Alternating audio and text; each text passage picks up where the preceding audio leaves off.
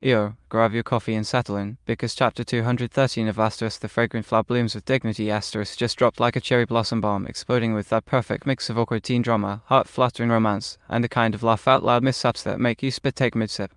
We're deep into the series now, with Rintarou, that lovable delinquent from Chidori High who's all tough exterior but gooey center, and Kaoruko Wagiri, the elegant, flower-named beauty from Kikayo Girls Academy, still dancing around their feelings like they're in a never-ending waltz.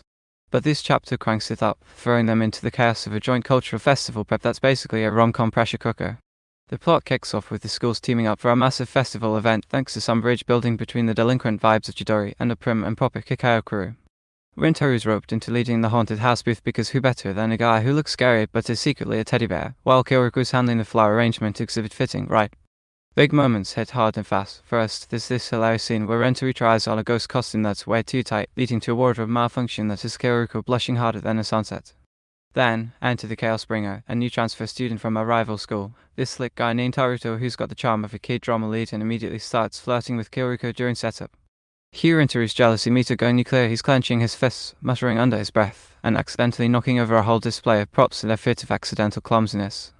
It's peak comedy, but with that undercurrent of real emotion that makes your chest tighten. Key characters shine bright here. Rintarou's growth is on full display. He's not just the gruff guy anymore, he's stepping up, showing vulnerability when he confides in his buddy Subaru about feeling outclassed. Kaoruko, ever the poised one, has these subtle cracks in her facade, like when she defends Rintarou to Haruto with a fiery speech about true strength coming from kindness. Subaru and Soku pop in for comic relief, with Subaru's deadpan snark and Soku's over-the-top enthusiasm turning a simple planning meeting into a sideshow of banter. The overall vibe? Electric. Man, it's like the cozy cafe buzz where everything feels warm and familiar, but with sparks flying everywhere. Tension builds to a cliffhanger where Rintarou pulls Kaoruko aside under the festival lights for what looks like the confession, only for a fireworks mishap to interrupt. Classic. Diving into the art style, Saka Mikami's pen game is Chef's-kiss levels of gorgeous in this chapter. The character designs pop with those expressive eyes that convey a novel's worth of emotion in one panel. Kaoruko's subtle blush gradients and Rintarou's furrowed brows during his jealousy fit are masterful, making you feel every awkward heartbeat. The backgrounds are lush too, especially the festival scenes with detailed stalls, fluttering banners, and that soft, hazy lighting that screams romantic autumn evening. Action comedy moments, like the prop avalanche, are fluid and dynamic, with speed lines and exaggerated expressions that amp up the humor without feeling cartoonish.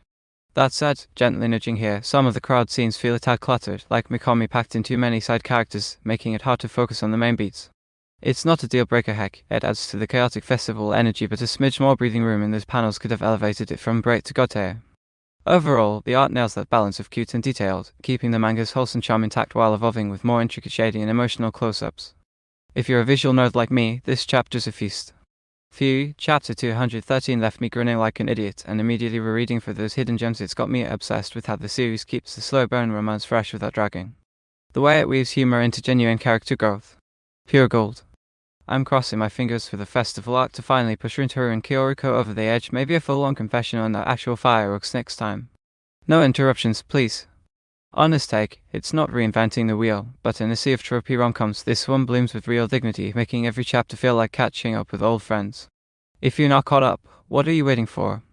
Dive in, it's the kind of feel-good escape we all need.